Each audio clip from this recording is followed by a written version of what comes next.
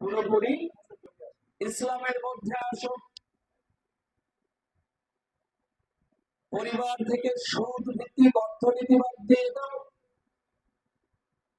ইসলাম যতটুক মানা দরকার অতটুক ইসলামকে মানতে হবে। অনেকেই আছে এরকম না সমাজের মধ্যে,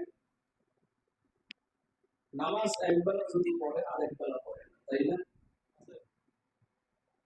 শুক্রবার যদি পড়ে আর বাকি সপ্তাহে পড়ে,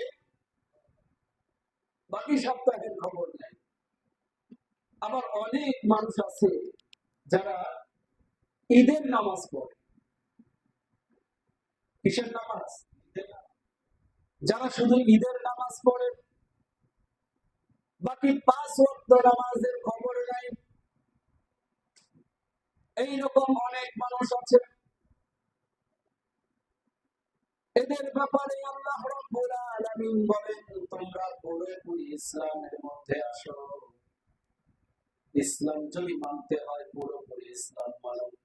আর আল্লাহ রাব্বুল আলামিনের কাছে সবচেয়ে মনোনীত জীবন ব্যবস্থার নামই হচ্ছে ইসলাম। ইন্নাদ দীনা ইনদাল্লাহিল ইসলাম। আমার কাছে সবচেয়ে মনোনীত ধর্ম হচ্ছে ইসলাম। সম্মানিত হাজিরিন, তাহলে আমরা এই সূরা থেকে দুইটা বিষয় শিখব। একটা হলো কি, প্রথম নাম্বার বলে পুরোপুরি আসো, আর মুসলমান না হয়ে কবরে আসো। তাহলে এবার প্রশ্ন হলো, আমরা কি পুরোপুরি মুসলমান হয়েছে কিনা? পুরোপুরি মুসলমান হয়েছি? এই বাংলাদেশের মুসলমান, আমরা যে মুসলমান ঘরে জন্মেছি, আল্লাহ কি জানে না? আল্লাহ জানে না? কিন্তু এই আয়াত কেন বললেন? এই আয়াত কি শুধু ওই মক্কার ওই সময় কাফেরদের জন্য নাযিল হয়েছে? বলেন না। না, মক্কার ওই সময় কাফেরদের জন্য যদি এই আয়াত নাযিল হতো, তাহলে পরোক্ষণিকভাবে এই আয়াত ব্যান্ড হয়ে যেত। আমাদের জন্য আরেক আয়াত আসতো, যেহেতু এটা কিয়ামত পর্যন্ত এই কিতাবের হায়াত। এই কিতাবের হায়াত কোন পর্যন্ত? শুধু কিয়ামত নয়, কিয়ামতের বাইরে আখিরাত পর্যন্ত কিতাবের গ্যারান্টি। আল্লাহ রাব্বুল আলামিন যারা বেহেশতে যায়, বেহেশতবাসীকে আল্লাহ রাব্বুল আলামিন সূরা রহমান শোনাবে। সুবহানাল্লাহ। কি শোনাবে? সূরা রহমান তেলাওয়াত করে আল্লাহ রাব্বুল আলামিন তার নিজের কণ্ঠে সূরা রহমান শোনাবে। তার মানে এই কিতাব বেহেশতের মধ্যেও থাকবে।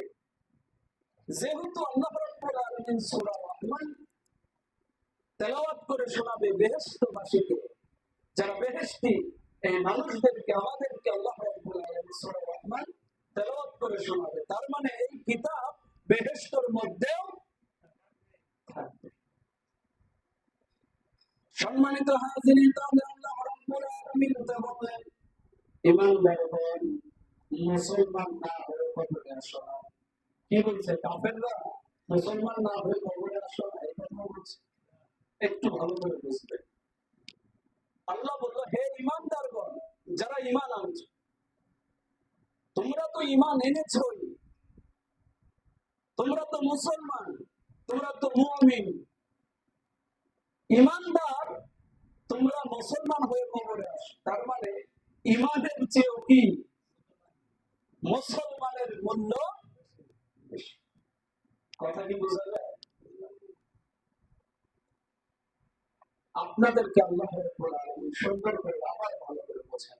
আল্লাহ রাব্বুল আলামিন আমাদেরকে সুন্দর করে ডাক দিলেন, হে ঈমানদারগণ, ওহে যারা ঈমান আনছো, আমাকে যারা বিশ্বাস করো, হে বিশ্বাসীগণ, মুসলমান না হয়ে কবরে এসো।